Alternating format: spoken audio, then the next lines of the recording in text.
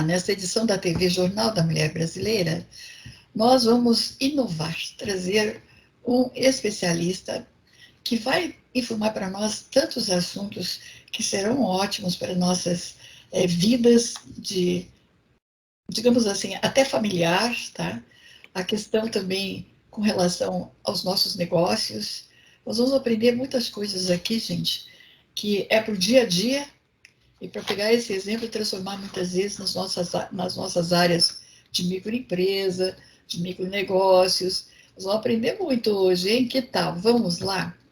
A nossa entrevista hoje é com uma pessoa muito importante, tá? Ele se chama Adilson Domingues. Ele trabalha na área de marketing, treinamentos, só aqueles grandes grupos internacionais já tiveram trabalhos com ele. Mas ele tem uma coisa que nós vamos gostar muito, mexe muito conosco, mulheres. Ele é mestre de cerimônias e faz as cerimônias de casamentos, né? Tem todas aquelas comemorações, ele participa. E ele faz toda a parte de cerimonial, quando necessário, das empresas, nos eventos.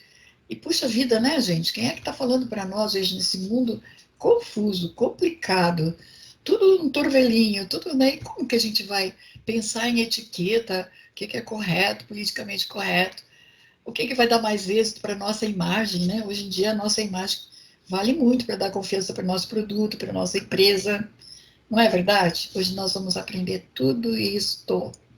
Bom, então com vocês, eu vai estar aí cumprimentando o Adilson Domingues, e desde já eu te agradeço, né, pela essa sua simpatia e toda a sua sabedoria que vai dividir conosco hoje, né? E estamos muito orgulhosas e atentas, queremos aprender com você, certo? Ainda é jovem, olha aí, gente, que bonito que ele é, tá vendo? Agora, eu quero que você cumprimente aí as nossas internautas para elas verem como você é simpático, e vamos conversar sobre as suas áreas de especialização, tá bom? Ok, Elizabeth. Olá, internautas, ouvintes. É uma satisfação estar aqui com vocês e espero poder contribuir com a minha experiência, com as minhas vivências nas áreas de atuação que eu tenho como celebrante de casamento, mestre de cerimônias, consultor de qualidade e palestrante, trazer a vocês alguns esclarecimentos que possam induzi-las a um caminho melhor na vossa vida profissional e na vossa vida pessoal. Maravilha, viu só? Bom, mas vamos lá, eu tenho uma curiosidade inicial, né? Você tem toda uma importância e um destaque, né, nas questões de cerimoniais. Eu verifiquei aí, dei uma estudadinha, e como é importante para a vida humana a questão de cerimoniais. Desde os princípios do ser humano, os cerimoniais fazem parte de vários atos da vida humana, não é? Desde o nascimento até o final da vida, as comemorações, e aí o casamento também, não é? Nascimento de filhos.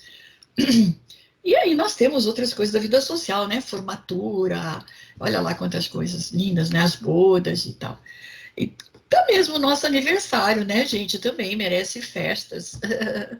E aí, por que não, né? Receber aquelas amigas, aqueles amigos lá de antigamente, quando a gente tinha 15 anos, né? E tá comemorando 50, deve ser gostoso, né? Receber todos aqueles amigos. E fazer aquela cerimônia linda lá com aquele pessoal, né?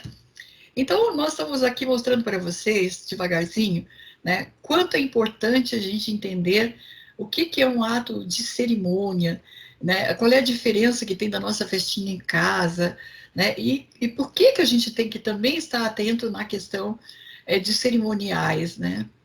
Uma festa de 15 anos tem o seu cerimonial, um ato de noivado tem seu cerimonial, né? Estou falando em coisas de vida. Nascer o bebê tem cerimonial também, né? Então, agora, é o Senhor que vai dizer para nós, né? O que é que, para a sua experiência, há tantos anos que eu gostaria que o Senhor dissesse quanto tempo, né? Tenha observado que os cerimoniais são importantíssimos, imprescindíveis em várias fases da vida humana. Eu vou fazer um passeio aí pela minha carreira, que deu-se início em 1986, com a primeira cerimônia que eu celebrei estava com 21 anos de idade.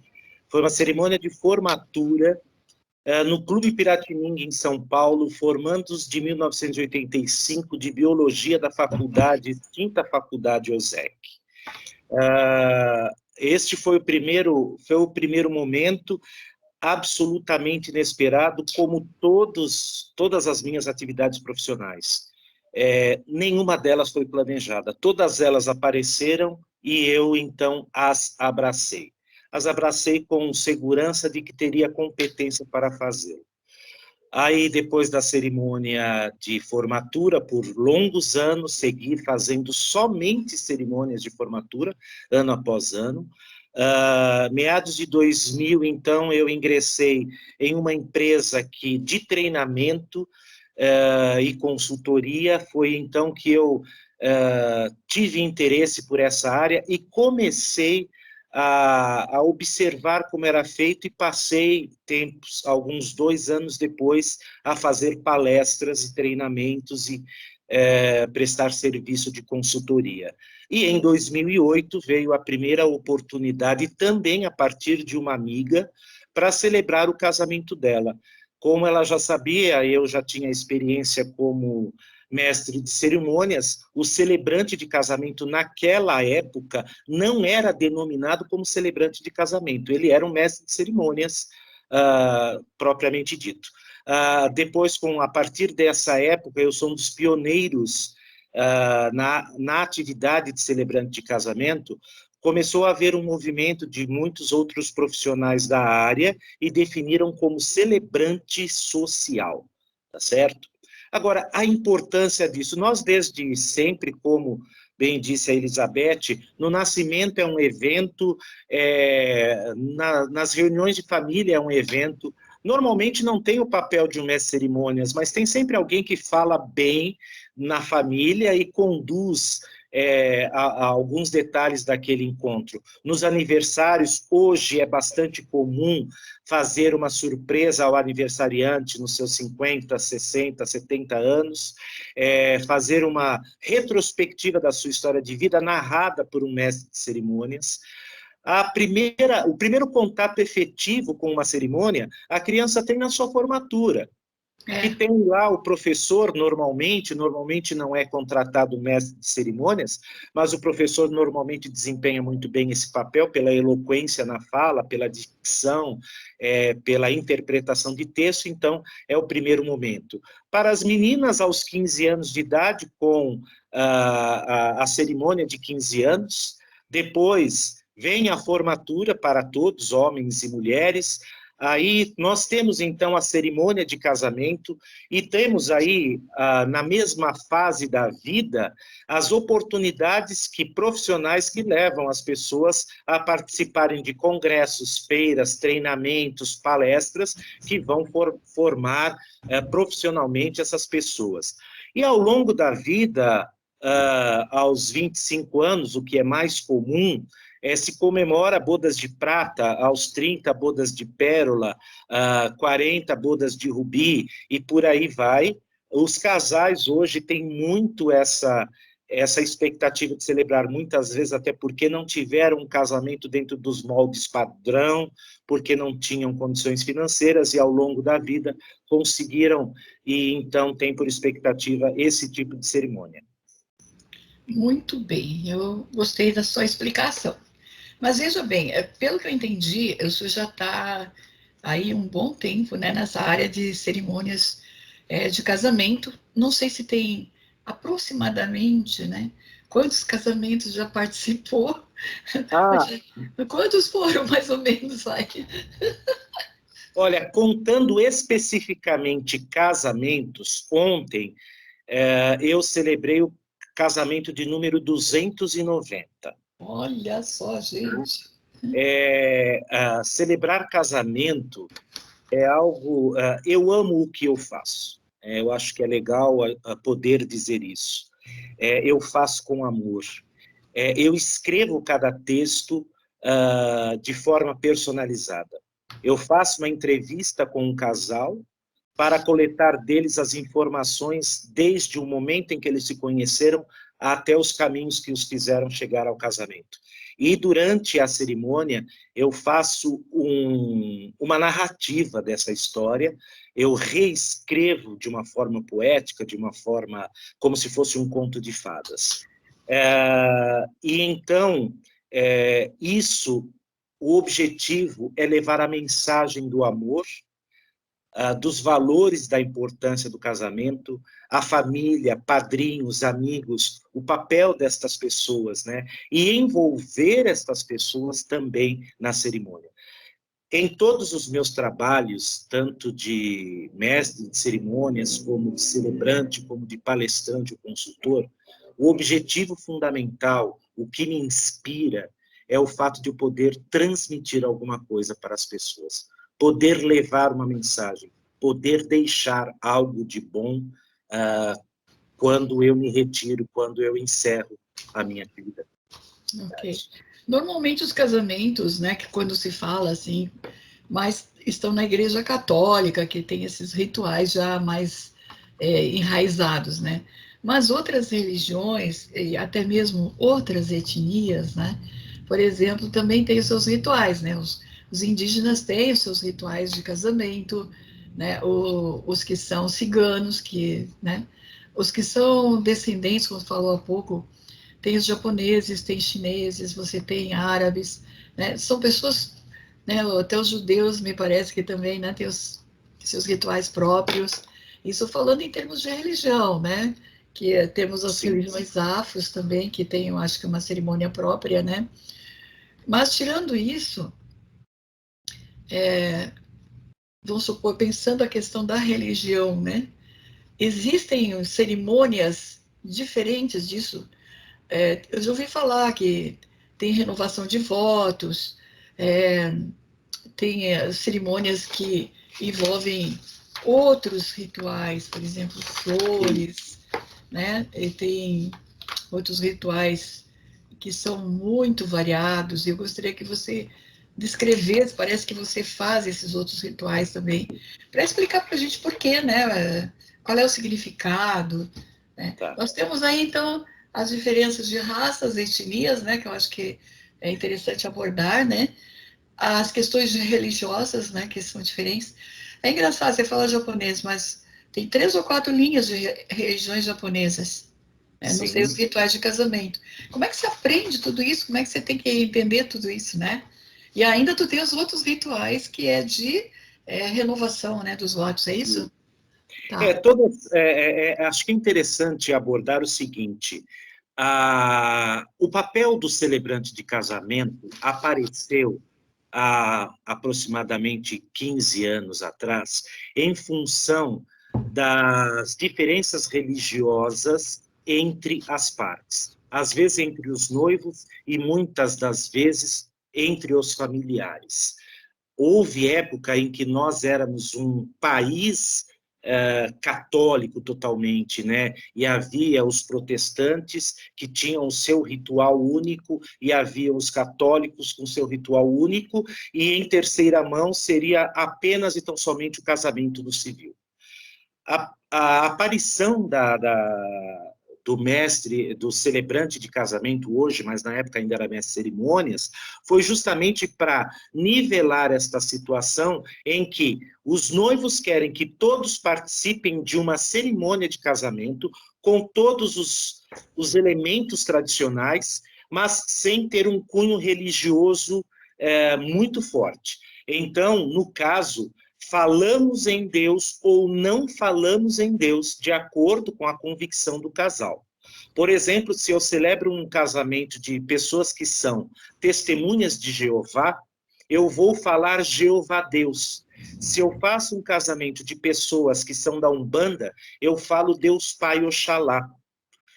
Então, se eu faço casamento budista, de pessoas budistas, porque o casal vai se casar convidando todos, e muitos daqueles que vão à cerimônia não iriam numa cerimônia budista. Às vezes, o que é muito comum, o casal faz uma cerimônia na Igreja Católica, entre pais e padrinhos e os noivos, e faz uma cerimônia celebrada por mim num buffet. Porque na igreja muitos parentes não iriam por serem de outros dogmas religiosos. E da mesma forma, budista e umbandista. Então, a inclinação religiosa é dada de acordo com a solicitação do casal. Né? Eu posso falar em Deus, eu posso colocar passagens bíblicas, o meu papel nunca é discursar sobre Deus, não fazer nenhuma pregação, nenhuma homilia, apenas faço citação de passagens religiosas. Dentro dessa modalidade de casamento, de celebrante de casamento, eu ofereço ao casal alguma cerimônia que nós chamamos de cerimônia complementar. São rituais, mas não são rituais vinculados a qualquer tipo de religião ou qualquer outra facção que a gente possa pensar. Então, é uma forma de nós personalizarmos a cerimônia e o casal guardar uma recordação daquele dia. Por exemplo, nós temos a cerimônia das areias. A cerimônia das areias participam todos os padrinhos e os pais e colocam cada um deles um punhado de areia num vaso. Este vaso vai ficar com cores entrelaçadas, que aí as cores podem ser diversas, e fica a recordação para o casal com a colocação de areia por cada membro padrinho do casal. E o padrinho, ele representa também os convidados. Há também a cerimônia do baú, em que também os padrinhos participam, cada um escrevendo uma mensagem, além dos pais e dos próprios noivos, escrevem cada um deles uma mensagem antes do casamento, não lá na hora, e depositam essa mensagem no baú, para que o casal, um ano depois, abra o baú e leia cada uma das mensagens que foi deixada para eles no ano anterior. Normalmente, eu recomendo ao casal que coloque uma garrafa de vinho, 2 taças, para que eles abram esse baú um ano depois, para que eles possam comemorar e se emocionar com toda certeza com as mensagens que foram deixadas. E aí, a cada ano, eles podem repetir esse mesmo ritual, escrevendo nova mensagem um para o outro, para ser aberta no ano que vem. Tem também a cerimônia da rosa, tem a cerimônia da luz. Então, há algumas cerimônias. A cerimônia da rosa é um compromisso entre ambos, que o homem entrega para a mulher uma rosa, com o compromisso de todos os anos no aniversário de casamento, entregar a ela uma rosa, com o compromisso assumido do prosseguimento ao casamento e todas as nuances positivas que o casamento traz.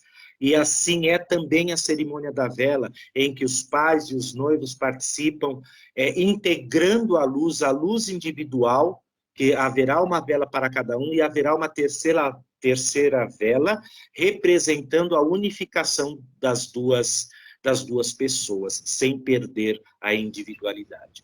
Então, normalmente são essas cerimônias que são incluídas na cerimônia de casamento, e volto a dizer, sem nenhuma conotação religiosa ou nenhum vínculo religioso, essas cerimônias.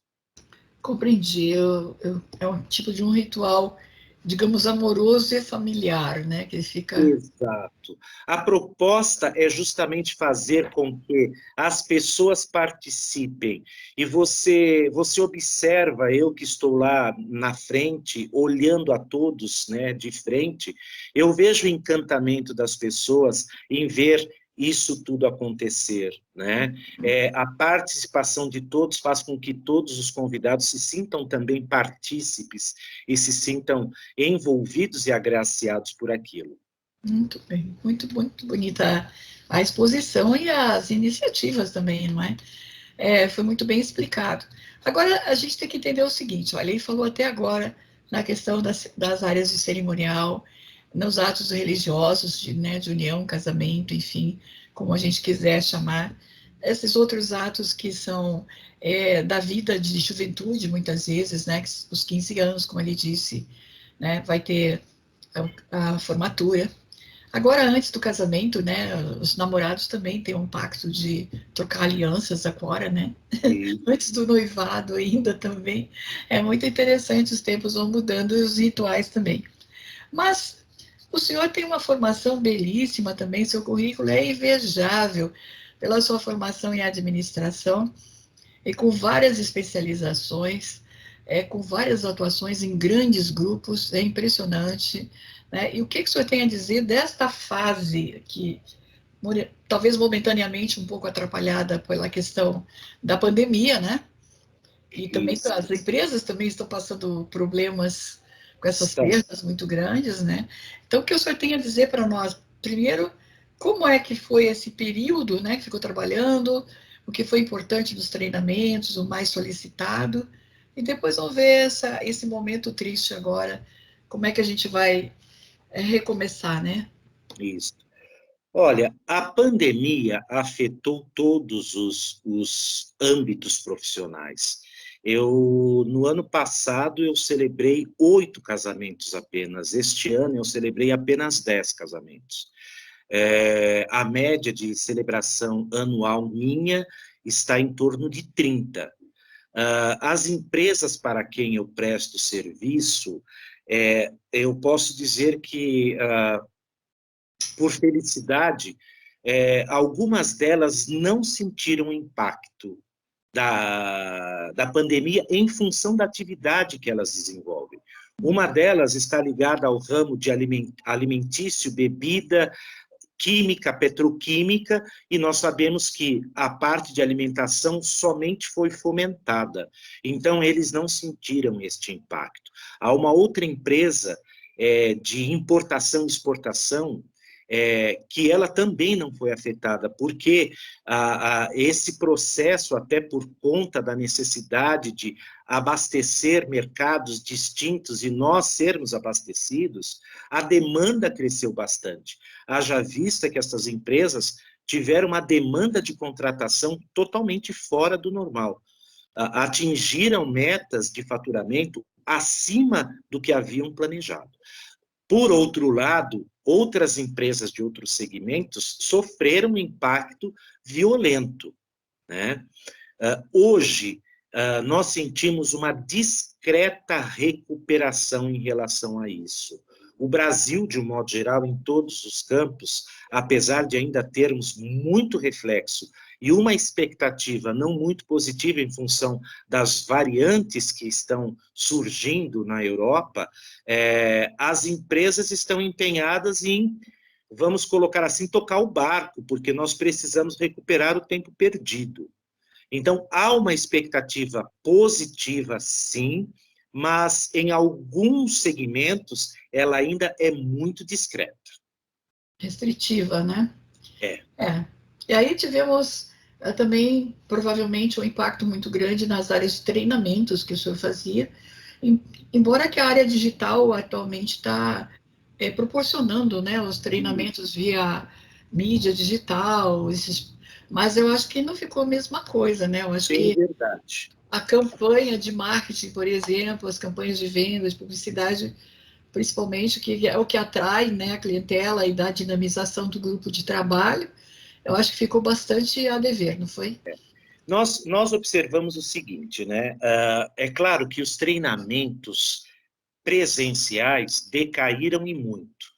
Há um dado muito interessante a se comentar, porque você não tem uma dinâmica em pequenas empresas, de média para pequena, de pequena para média, uma demanda muito grande de treinamento, porque o investimento acaba sendo alto, então são treinamentos mais discretos, são treinamentos normalmente não pagos. Agora, grandes empresas investem em treinamento, não só em treinamento técnico, mas em treinamento de desenvolvimento humano.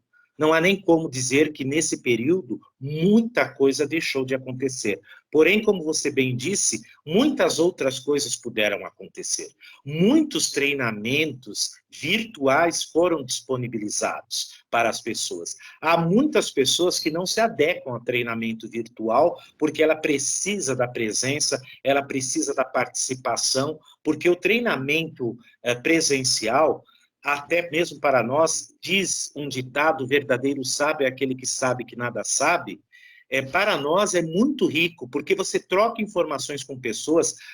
Nós chegamos para fazer um treinamento, uma palestra, cheio de convicções, cheio de ideias, cheio de orientações, e às vezes você recebe uma devolutiva de alguém que supera aquilo que você tinha por expectativa levar, o que é altamente positivo, porque uma das propostas do treinamento é justamente levar isso. Mas, em função aí da pandemia, isso ficou muito mais restrito.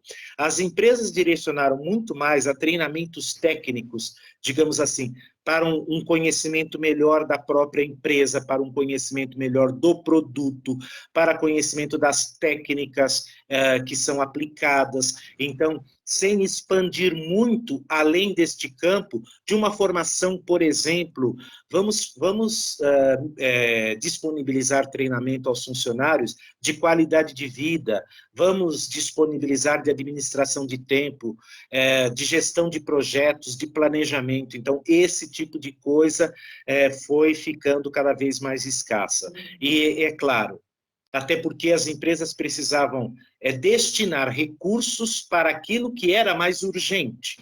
As pessoas, muitas delas, se adaptaram ao trabalho home office. Eu fui uma delas. Eu fazia todo o meu trabalho era presencial. Eu só tinha um cliente que aceitava o trabalho virtual desde 2018. Mas foi, na verdade, a pandemia trouxe um nível de consciência não antes tomado pelas empresas. E elas viram que isso funciona. Hoje eu trabalho 99% dos meus clientes home office, né?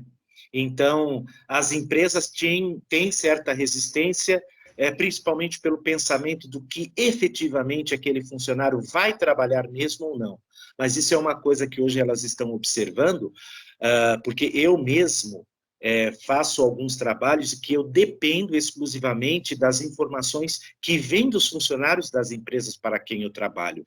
E por aí eu percebo quanto a demanda das minhas solicitações são respondidas. E as pessoas estão em casa, e elas fazem o trabalho da mesma forma como se eu estivesse presencialmente. Então, funciona assim. É claro, a gente não pode dizer nunca nada é 100%. Tudo sempre precisa de ajustes. Há pessoas que se adequam perfeitamente e há pessoas que têm certa dificuldade. Mas é por isso que aí, então, entramos nós de novo, como palestrante, como treinador, para poder orientar essas pessoas a melhor forma de conduzir o seu trabalho dentro de casa. Porque quem trabalha dentro de casa e tem família, tem cachorro, tem filhos, tem periquito, papagaio, é um problema muito sério. Morar em edifício, por exemplo, é um apartamento fazendo furo, é outro fazendo martelada, né? Aí é o barulho dos cachorros na rua latindo, é o trânsito, são todas essas coisas que há que se levar em consideração. Por isso que não é uma mudança simples, não foi uma mudança simples. O edifício onde eu moro foi decretado uma série de regras para que determinados horários não houvesse qualquer obra no edifício, para que não atrapalhasse quem tinha que fazer trabalho como uma entrevista, como uma reunião virtual, né? Então, eu isso acho foi que necessário. teve um lado positivo e teve um lado negativo também, né? Sim. Principalmente, eu acho que na questão de invasão de dados, eu acho que a gente ficou mais exposto, né? Porque, Exato. infelizmente, eu acho que a característica demonstrada durante esse período de desonestidade intelectual, de desrespeito humano, a vida da outra pessoa que está ali trabalhando, está dentro da casa dela, com a família, né? E a Uhum. gente teve uma grande invasão de privacidade, eu acho, por meio da internet, Sem dúvida. por meio da telefonia, né, que também ficam captando. E tem muitos aparelhos e produtos que vêm importados por contrabando, porque não estão com importação legal, né? Então, são atitudes criminosas, né? Eu acho que a gente ficou muito exposto do ponto de vista digital, né? Sim, Nós não ficamos. temos programas que sejam de garantia de não invasão, né? A gente verifica que, lamentavelmente, essas pessoas que abusam do poder, independente de serem governantes ou não, ou espiões tradicionais ou concorrentes desleais, né? Enfim, um dia está falando com o senador de tudo o que acontece, isso aí são milícias. Quer dizer, coisa que, um termo que a gente não conhecia antes, né? Então, hoje a invasão de dados está muito grande, a gente não tem o preparo, os equipamentos para se precaver disso, né? E então fica uma, como é que eu vou dizer assim, uma abertura muito grande para roubo de informações de trabalho, de clientela, de situações da vida privada, da família. E tem umas pessoas que me parecem assim bem psicopatas mesmo, elas estão ultrapassando toda a medida, né? Devem ser pessoas que não têm nenhuma alegria de viver, de expectativa de progredir, e elas ficam se divertindo com os outros como se fossem uns ratinhos, assim, sabe? Mas Então, são acho que o pessoas, desvio de personalidade, a mídia digital acabou trazendo transtornos de personalidade para algumas pessoas. são pessoas que, na verdade, identificam um canal, né? Que elas podem ganhar dinheiro, porque a máxima hoje é ganhar dinheiro de forma fácil. Você veja que se você tem acesso ao Instagram, Facebook, as pessoas vivem de expor a sua figura fazendo dança, fazendo suas particularidades, brincadeiras e tudo mais, porque até a partir de X mil, como é que se diz, Certo. postagens, curtidas e não sei o que, você ganha não sei quantos dólares. E isso se tornou uma máxima para uma grande massa de pessoas. Então, nós estamos, de fato, no que diz respeito à mídia, como é que fala? Mídia digital, não é isso? A mídia digital, mas eu quero dizer da mídia doméstica. Ah, sim. Nós estamos muito expostos. As empresas já têm um cuidado muito grande, até porque há uma movimentação, há uma norma que está em ênfase atualmente, que é uma norma de segurança de dados, e que dentro em breve ela deve se tornar obrigatória para grandes empresas, justamente porque são prejuízos que causam, às vezes, não só a empresa, mas para todos os seus fornecedores e todos os clientes. Você imagina eu, uma empresa com 3 mil clientes e tenho, sei lá, 7 mil fornecedores, vazam os meus dados e eu, como vazam os meus dados, e em consequência disso, esses 3 mil clientes e os 7 mil fornecedores poderão ser afetados em seu negócio. Então, Isso é que eu acho que é o lado terrível, né? Exatamente. E em casa, na doméstica, eu fui hackeado 2 ocasiões. O ano passado, curiosamente, eu fui contatado por uma pessoa que queria fazer uma entrevista comigo sobre o meu trabalho de mestre, de celebrante de casamento. Deu todas as informações confiáveis de que a conversa era com alguém que realmente entendia de casamento, e me mandou um e-mail, então, enquanto conversávamos por telefone, me mandou um e-mail com um anexo que seria o formulário qual eu teria que preencher. E quando eu cliquei no anexo, o anexo era um vírus e tomou o meu computador, e por acaso meu WhatsApp estava aberto também no notebook, e corrompeu o meu WhatsApp. As pessoas começaram a ser importunadas, pedindo dinheiro, se passando por mim, e por aí vai.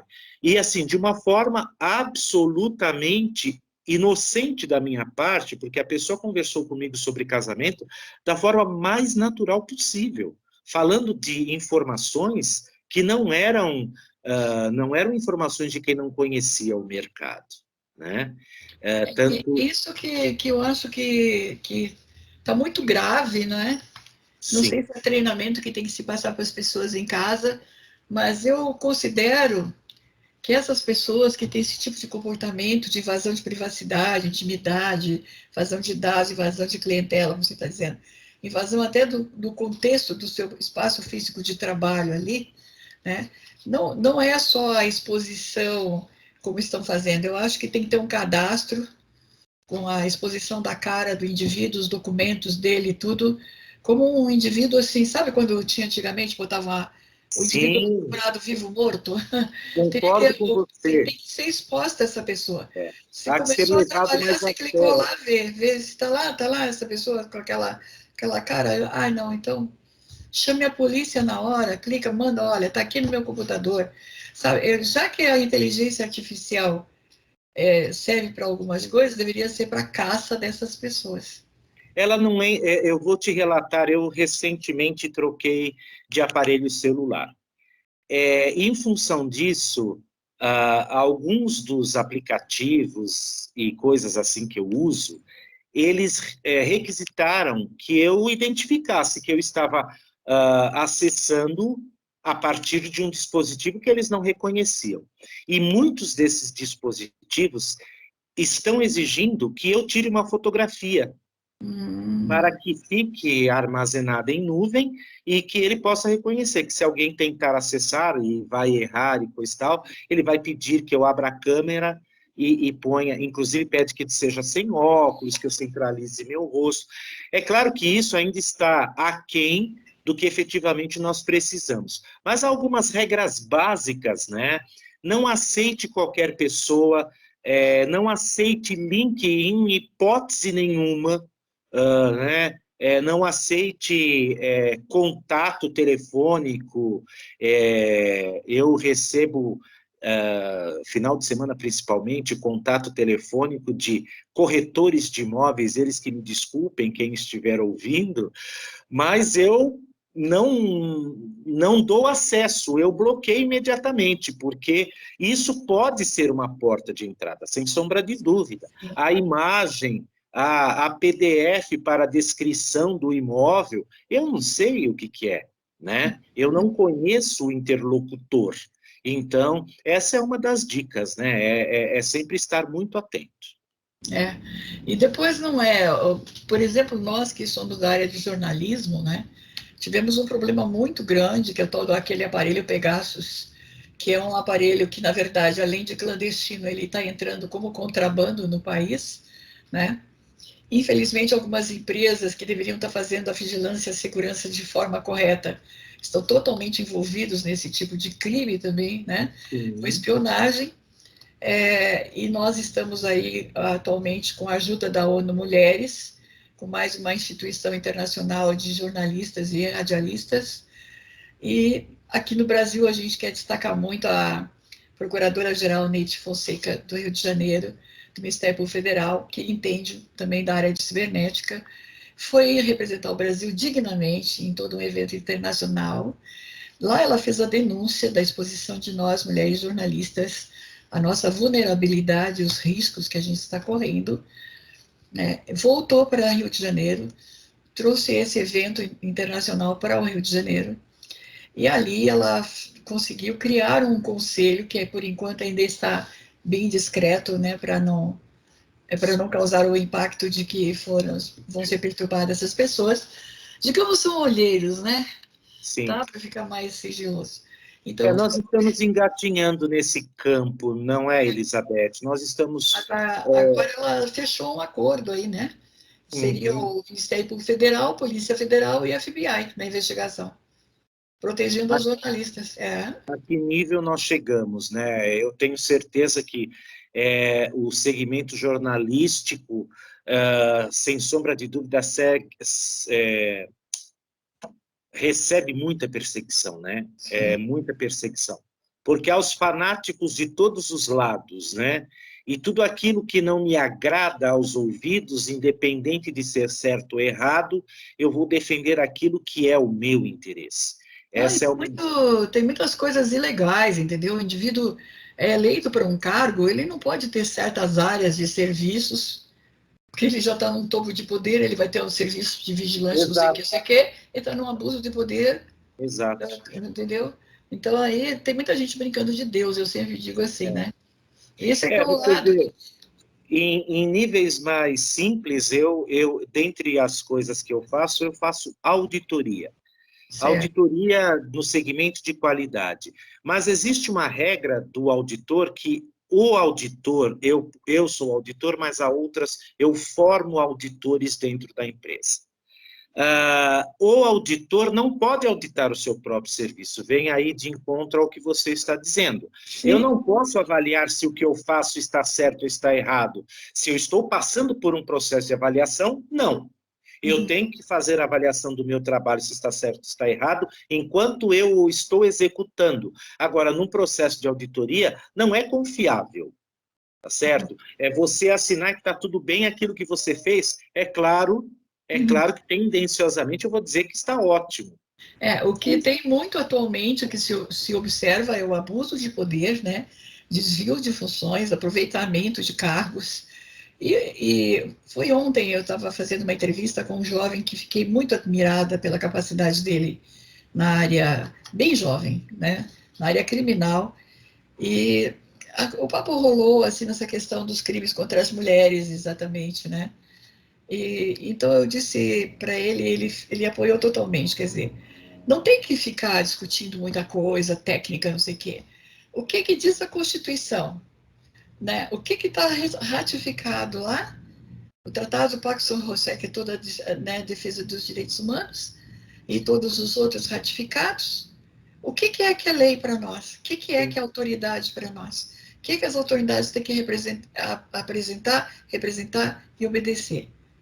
Então, por que é que está tendo esse desvirtuamento? Não, vamos inventar uma lei por meia hora, amanhã você cancela, você entendeu? Quer dizer, as leis começaram a virar brincadeira de alguns grupos por abuso de poder. Não tem mais controle, porque tanta coisa, ainda mais com o uso da informática, como a gente está dizendo, né? Essas questões cibernéticas. Então a pessoa está trabalhando dentro da casa dela, está sendo espiada dentro da casa dela, está sendo essa informação passada em nível de ridicularizar aquela pessoa. Né? Então tem uma porção de coisas que estão acontecendo, que está aparecendo nessas investigações agora, né?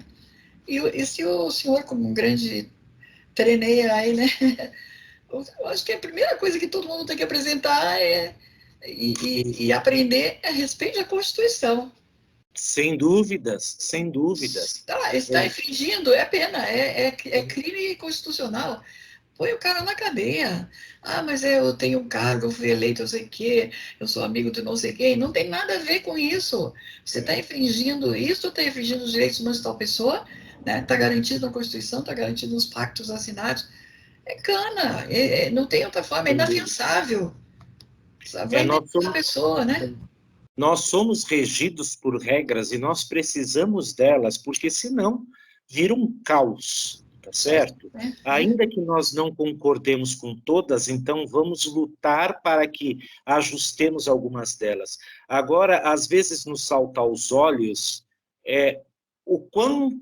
quanto coisas tão óbvias exigem que nós nos esforcemos para mudar ou para impor, né, de certa forma, porque todos nós sabemos o que é certo e o que é errado, todos nós sabemos o que dói, o que machuca, o que fere, o que queima, o que gela, não é verdade? Nós temos esse discernimento, né? Infelizmente, nós vivemos em tempos em que falta empatia, colocar-se no lugar do outro. É muito fácil nós julgarmos quem quer que seja lá em qual situação o outro está. A minha história de vida, a minha constituição como pessoa, não rege a vida das demais pessoas, rege a minha. Então, se outra pessoa tem dificuldades com alguma coisa a qual eu não tenho, isso não a faz melhor ou pior do que eu, porque talvez, e com muita certeza, haverá algumas habilidades daquela pessoa às quais eu não tenho competência. Então, eu concordo plenamente com o que o senhor está falando, mas eu acho que tem certas coisas, que é o abuso de poder, que está muito exacerbado em vários segmentos. Não tem, ou é o poder econômico, ou é o poder político, ou é o poder legal, ou é o poder judicial, é o poder policial, é o poder não sei o quê, né? O poder do distribuidor, é o poder do vendedor. Nós estamos assim, todo mundo tem poder. E alguém vai pagar esse pato, em entendeu? algum lugar, Eu acho, Elizabeth... E a gente tem que fazer escândalo, eu acho. Eu acho, Elizabeth, que há uma palavra que resume isso tudo. Eu acho. É o caráter. Sim. Né? Então, assim, talvez nós precisamos exercitar, ensinar, estimular a ter caráter. E eu não sei o quanto e como você pode ensinar as pessoas a ter caráter, né? Porque a partir do momento que eu sou constituído por ser como sou, pelas histórias que vivi, pela educação que recebi, presumo eu que todos nós tenhamos a mesma vertente, né? Seguir pelo bem, para o bem e com o bem, né? Seja ele em qual a amplitude for, mas esse é o princípio básico. Se alguma coisa afeta negativamente um grande número de pessoas, às vezes até um pequeno número de pessoas, então tem algo errado. Sim, porque está Né? prejudicando os outros, né? Mas tem o desvio Exatamente. de caráter, tem as questões de doenças mentais, emocionais no meio. Isso. São pessoas totalmente deveriam de fazer uma boa internação e um atendimento psiquiátrico, em primeiro lugar, para se encontrar a si mesmo, né? Para depois fazer parte da sociedade de uma forma produtiva e elegante, dentro das normas legais, né? Eu Com toda acredito que tem certeza. pessoas que distorcem os cargos e pensam que são deuses, e aí eles se confundem, eles se põem no altar, né? Exato. Uma coisa meio assim. São tempos, são tempos difíceis, na verdade, né? Eu acho que há um princípio básico da nossa existência, e cabe para qualquer natureza de conversa que nós tenhamos, nós estamos aqui para evoluir. É, Nós precisamos melhorar aquilo que somos, como somos, porque somos, para que somos, a qualquer tempo. E eu acho que nós, em algum momento, há uma grande fatia da população, não diria só brasileira, mas mundial, em que se perdeu isso, né?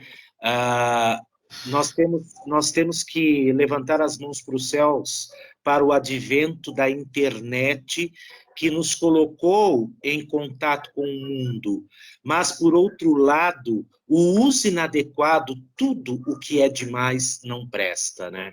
Então, aquilo que você extrapola no uso e fazendo disso, sei lá, o seu trampolim ou coisa e tal, faz com que você desvie do propósito, que é informar, enriquecer culturalmente as pessoas, né? E o advento da internet lhe permite muito acesso a muitas coisas e permite, inclusive, você dizer e fazer o que você quer e bem entende. Você pode ser quem você quer ser na internet, né? representar, né? Que é. Exatamente. Está cheio de Há muito, atores. há muito que consertar ainda neste mundo, há muito que consertar. Mas olha, professor, eu vou lhe chamar de professor, se eu não sou professor. É professor, sim. Você, você não quer ser chamado, mas é assim, toda a sua formação aí, não é louvável, adorei ver o seu perfil biográfico, o seu currículo, tudo foi encontrado de uma Obrigado. forma muito é, coerente, né? Um desenvolvimento, trabalhos com grandes grupos, que só isso já é o seu cartão de visitas para ser um cidadão respeitável, né? E copiado, né? Eu acho que quando as pessoas invejam a gente, elas não devem perseguir, elas devem se igualar, né? Procurar, se Excelente. ela estudou isso, eu vou fazer o mesmo. Ele estudou aquilo lá, eu também vou estudar, né? Aí ele, né, vai indo no caminho daquela pessoa. Às vezes é que tem tanta inveja e não quer se esforçar, né? Exato. E é por aí. Eu acho que o senhor deve ser, com certeza, um homem muito invejado. O seu currículo é maravilhoso, a sua comunicação é excelente, né? A sua Eu, simpatia, eu a só sua exponho meu sensibilidade currículo. foi muito legal. Hã? Eu só exponho meu currículo quando eu sou solicitado. Parabéns, né? Um Muito grande obrigado. exemplo, ainda bem jovem aí, tá? E nós estamos muito honrados, muito felizes. Só para concluir um pouquinho assim, né? Como que será fazer uma futurologia, né? Esse recomeço dos microempreendedores, que a maioria é mulheres, né? Que É verdade. situação, hein? O país, e que É. milhões de pessoas, né? Que coisa É. extraordinária. Eu vou cair na vala comum, vamos dizer assim, né? No comum, que todos nós falamos. A mulher tem muita sensibilidade, a capacidade de percepção da mulher, de observação, é muito grande, né? Então, eu acho que é um potencial natural e que ela sendo bem direcionada, às vezes, tem algumas que nem precisam, mas tendo um bom planejamento, tendo uma boa visão, há que haver, sim, uma avaliação do que você vai fazer, como vai fazer, por que vai fazer, quem é o público que você quer atingir, como está esse mercado. E você sempre tem que pensar naquilo que você se propõe a fazer, de você não ser uma pessoa que faz, mas sim a pessoa que faz. Você não é você é você é a pessoa. Esse é o princípio. Eu acho que é sempre bom lembrar que nós não podemos ultrapassar os limites da vaidade, porque a vaidade nos atrapalha sim, e às vezes nos tapa os olhos, e nós achamos que nós estamos, vamos usar um termo popular, por cima da carne seca, e não estamos. Então, eu acho que há sim, há muito espaço, porque com a pandemia, muitos canais se abriram. Muitas empresas distribuíram, eliminaram algumas atividades e hoje há um campo enorme de opções para todas as pessoas, inclusive as mulheres. Nós sabemos muito bem que a mulher, tendo um trabalho em casa, facilita em muito a vida dela, principalmente aquelas que ainda têm a responsabilidade de pai e mãe e que precisam criar seus filhos, então a demanda de trabalho em casa ou mais próximo da casa dela possível é sempre mais interessante, é sempre mais interessante. Havemos de ter um mundo melhor em que essa realidade seja transformada, mas enquanto isso não acontece, toda a força, né? Eu conheço muitas mulheres, não precisa nem dizer, em algumas empresas, nas empresas às quais eu trabalho, é, é, há espaço muito garantido para as mulheres, a ponto de eu nem perceber essa diferença. Mulheres em cargo de chefia, mulheres na liderança, mulheres conduzindo trabalhos que você, normalmente, há um recente passado, você não observava, né? E com todo respeito, né, que o trabalho encerra, que o trabalho impõe com a competência indiscutível, né? Então isso é muito gratificante, mudou muito, mudou muito. O meu primeiro emprego foi em 1980, numa metalúrgica gigantesca aqui na cidade de São Caetano do Sul, e era totalmente diferente. Você não via mulher em cargo de chefia, né? Você não tinha mulher em qualquer papel de destaque, em qualquer situação de destaque. Era muito difícil. Apesar que já nessa empresa tinham algumas mulheres que já eram gerentes, já eram supervisoras, isso na década de 80. E sem o menor problema. Então, eu posso dizer até que eu fui muito bem educado nesse ramo, porque isso nunca me foi estranho, porque é como uma criança, né? Ela vem zerada e nós é quem a orientamos. E eu, quando comecei a trabalhar com 14 anos de idade, eu não tinha esses conceitos, esses pré-conceitos ou os preconceitos em relação a isso tudo. A minha primeira chefe foi uma mulher, numa indústria metalúrgica que tinha 3.000 funcionários, e sendo que 95% eram homens.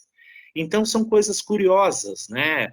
E aí é como a gente aprende as coisas na vida e como nós conduzimos as coisas na nossa vida, é que vai fazer com que nós nos direcionamos para ser uma pessoa de bem ou não ser uma pessoa de bem, para termos caráter ou não termos caráter. Mas cabe a nós também avaliarmos a situação em que as coisas mudam, e nós também precisamos mudar. Nós precisamos enxergar que o mundo precisa mudar e que alguns conceitos e alguns preconceitos precisam ser efetiva e definitivamente derrubados. Já passou o tempo. É verdade. Bom, eu agradeço muito a sua colaboração conosco aqui. Eu acho que não foi uma entrevista, foi uma aula, deu para aprender bastante, né? É legal porque o Brasil já está considerado o sétimo país do mundo com mulheres empreendedoras, né? Então, dos 52 milhões, me parece que tem 30, quer dizer, 48% de mulheres dentro do seu lar, né, com a sua família, fazendo o seu trabalho, ganhando o seu sustento, né, dignamente. Então, eu acho que aqui nós, com o nosso modesto Jornal da Mulher Brasileira, né, prestemos aí as homenagens a essas mulheres que passaram esse ano de 2021. Não foi fácil, foi um perrengue geral, né, gente? O medo da doença na família, algumas perderam pessoas, né, parentes, filhos, quiçá, esposo, né? Muitas tiveram internação, quem sabe, né, também. E a gente está aí numa situação de muitas incompreensões, né? Lamentavelmente, nós não temos lideranças políticas partidárias ou que sejam de destaques em algumas áreas proeminentes aí de empresariado, de bancos, qualquer coisa semelhante, que tivéssemos lideranças carismáticas que trouxessem esperança, que há pouco o senhor falou, acolhesse as pessoas, valorizasse as pessoas, né? Foi um ano que tirou a máscara de todo mundo e mostrou quão frágeis são esses que querem ser os donos do mundo, né? Aquela coisa toda, o indivíduo tem uma empáfia, mas não teve a capacidade de fazer uma valorização de tudo que ficou ali, né? Sofrendo, mas levando com honradez, com patriotismo, né? A família, o pequeno negócio, o seu dinheirinho, né? Tem gente que ri de dizer, fulana tem um dinheirinho. Veja, gente, a diferença entre um dinheirinho honesto e um dinheirão roubado, escondido em paredes de máquina de lavar, em paredes de hotel, em paredes de apartamento, não é verdade? No fundo do carro. Né? Então, tem um monte de coisas aí que todo mundo sabe. Aliás, a Polícia Federal pegou alguns até dentro de algumas partes íntimas de alguns homens, né? Então, E e as muita famílias coisa a estavam gente juntas, nem né? As sabe, familiares né? estavam juntas, né? Quer dizer que elas sabiam como é que era, talvez ajudaram, né? Então, eu acho que nós tivemos um ano muito triste, né? De todas as formas, e descobrimos que nós não tínhamos lideranças em nenhum lugar para trazer a palavra de conforto, de esperança, né? Foi um ano que caíram-se as máscaras, as Verdade, lideranças não se mostraram, verdade. né? Literalmente, nós percebemos que, mais uma vez, né, que quem tem continua tendo e tem ainda mais, e quem não tem, tem cada vez menos. E eu que tenho, não estou preocupado que você não tem, porque eu consegui, sabe lá Deus de que forma foi, honestamente ou não, não posso dizer que 100% não seja de forma honesta, mas literalmente a preocupação do eu, Uhum. né? Estou preocupado comigo, os demais, né? Mas ainda há uma tendência muito forte de muitas pessoas, que enquanto há um ditado muito antigo que minha avó dizia, este acende uma vela para Deus e outra para o diabo, né? Então, com uma mão a pessoa faz um monte de coisas erradas, tá certo? Milita no errado, mas chega no final do ano, vamos nos juntar e pegar uma sacolinha para vestir uma criança. Então, é a hipocrisia, não é? É a hipocrisia. Nenhum de nós é perfeito, nós não estamos aqui para fazer esse tipo de julgamento, vamos dizer assim, das pessoas, mas essa é uma realidade, né? Enquanto você está destruindo deliberadamente, por algumas atitudes suas, muito mais do que uma sacolinha, né? E aí você chega no final do ano, você quer levar uma sacolinha para poder apaziguar, para poder aí equilibrar, entre aspas, o mal que você fez. Então, é melhor que fique na sua, né? É melhor que fique na sua, porque às vezes até uma coisa dada de mau grado pode até fazer mal, né? A energia é algo muito sério. Mas eu tenho mestrado em liderança, né? E a gente teve toda uma equipe internacional aí fazendo a parte também né, do ensino nesse mestrado. Foi uma das grandes experiências, eu acho que da minha vida. Foi uma bolsa de estudos que eu amei. Só estudei com bolsa de estudos até hoje. Mas tive muita sorte nesse mestrado E o que se aprendia lá, o mestrado era exatamente sobre lideranças, né? E é uma coisa impressionante que a gente aprende, porque o que que é a máscara, né, digamos assim, e o que que é a realidade, o que que é o carisma de um líder e o que que é a fantasia do líder, né? Então, infelizmente, infelizmente, a gente chega no final do ano e não tem alguém para aplaudir. Eu só diria isso, né? Bem Então, verdade. hã? Não, não Bem temos. Eu verdade. gostaria de pensar alguém assim, sinceramente, né? Mas e não temos como usar essa pessoa como um espelho, como um exemplo para quem quer que seja, né? Então, eu acho que a grande lição que vai ficar para todas essas pessoas, né, que é o registro da história, é mostrar que não tivemos liderança nesse período, né? E É, eu acho que é isso aí que vai ser mais triste para todos eles, quando no período que forem estudar a história, os filhos deles lá para trás, entendeu? Lá para frente, seja como for, eles não se inscreveram na história. é. Isso é que vai ser o grande castigo, eu diria assim, né?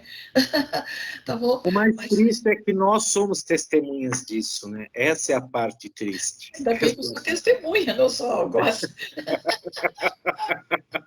Eu preferia testemunhar, eu preferia testemunhar a evolução. Ah, pois é, mas não deu, né? Noutra Com geração certeza que não. eu Ficará para a próxima. lhe agradeço muito, o senhor é muito simpático também, né? Muito jovem Muito ainda aí nos obrigado. seus argumentos. E gostei muito, estou muito feliz. Eu vi que o senhor tem alguns sites aí que está indicando, parece aí também. Não sei se está com livros editados que queira depois passar o link. Com questão, por exemplo, das pessoas contratarem palestras também, se quiser deixar alguma fonte de procura, né? Enfim. O meu canal de comunicação é o meu e-mail, adilsondomingues@hotmail.com. É o melhor canal para comunicação. A palestra ou as palestras podem ser de temas variados. Normalmente, eu solicito que o contratante especifique o que ele precisa que seja dito, então nós nomearemos a palestra. Eu preciso conhecer o público, preciso conhecer o foco, o porquê disso, né? Para cerimônias de casamento, para mestre de cerimônias, para consultoria, também adilsondomingues@hotmail.com. É o melhor canal de comunicação para...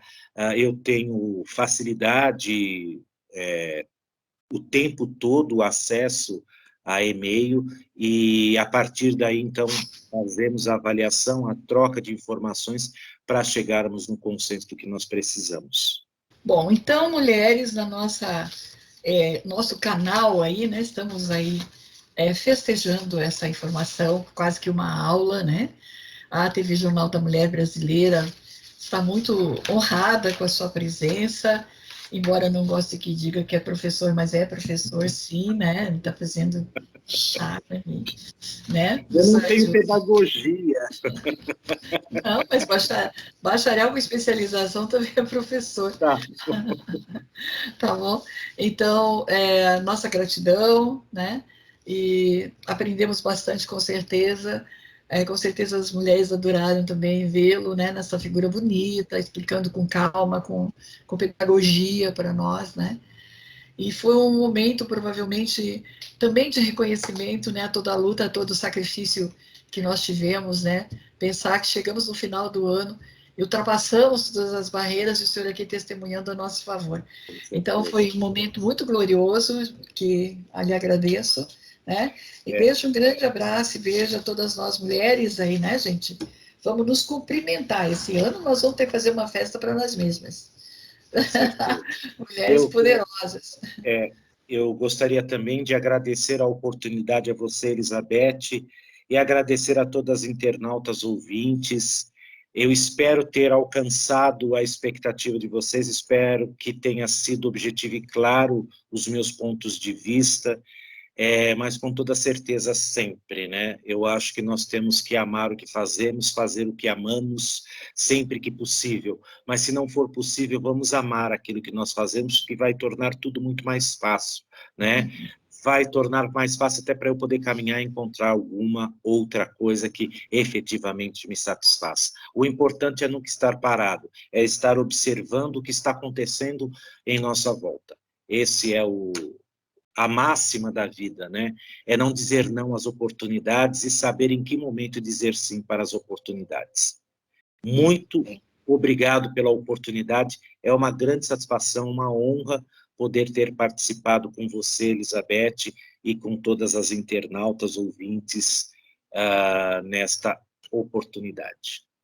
Então, veja bem, eu agradeço também, né, sei que o senhor foi um investimento esse seu tempo, porque foi uma correria, né, para a gente estar organizando, e um abraço a todas as mulheres, vamos conversando umas com as outras, repassem essas informações, elas são extremamente importantes para nós, pensando que o ano que vem a gente tem que também ter muitas informações, né, para estudar, enfim, desenvolver situações melhores ainda, né? Então, está em aberto aí, para caso o senhor queira de novo comparecer, talvez falar sobre algum assunto com tópico, tipo uma aulinha assim para nós. Pode ter certeza, todas as mulheres querem também. Será Muito um obrigada. prazer. Se vocês não observaram, mas assim, falar é um problema. Se não tiver assunto, eu arrumo. E outra coisa, não me dê o microfone na mão, porque aí vai ficar difícil. Mas Muito será sempre obrigada, um tá? prazer. Muito agradável, muito agradável. Uma satisfação. Tchau, gente querida. Um grande beijo no coração. Até Até a logo. próxima edição da nossa TV Jornal da Mulher Brasileira. Feliz ano novo, né? Estamos fazendo essa transição. Dia 14 de janeiro a gente se encontrará de novo com nova edição. Tchau, felicidades, muita saúde, paz e prosperidade.